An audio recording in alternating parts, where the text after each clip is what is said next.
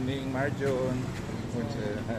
That's Marjon Saison, our contractor para sa fence on the 500 square meter lot behind New Life Cornerstone Family Worship Ministry. So, ma-enjoy tadi pamakal sa mga materials para sa pagbutang fence, no? Cyclone wire, hollow blocks malaman. Simple lang na nga fence. Thanks be to God. Thanks be to God for guiding us here. Bukod si Miss Dina. Miss Dina is inside the car driving. She drove the car from Bacolod City to Bago City. We're here in Bago City. Kay Elder Sanjus. Elder Sanjus is a 24-year-old criminology graduate. He is one of the elders of the New Life Cornerstone Family Worship Ministry.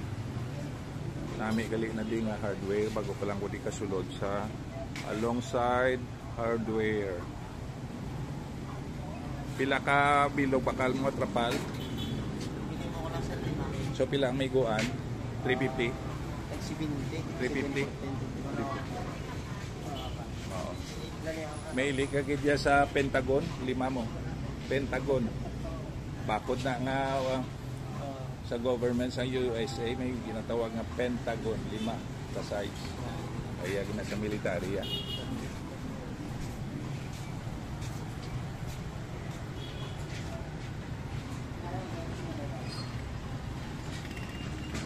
Cute ang ilang mga kwanti mga items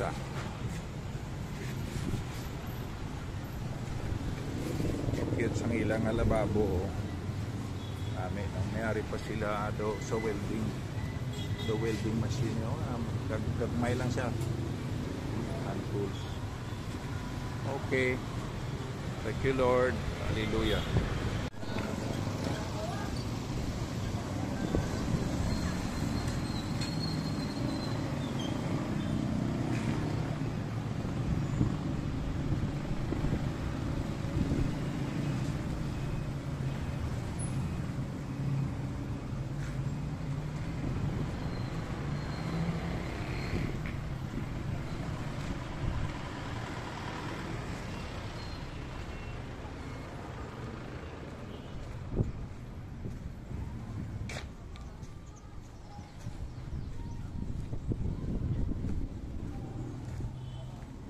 Mo simento ba? Pwede ka stock.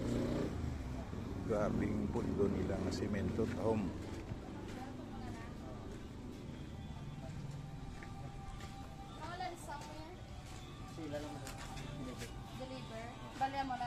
Morning. Good morning, Miss. Hi, Miss. Yes.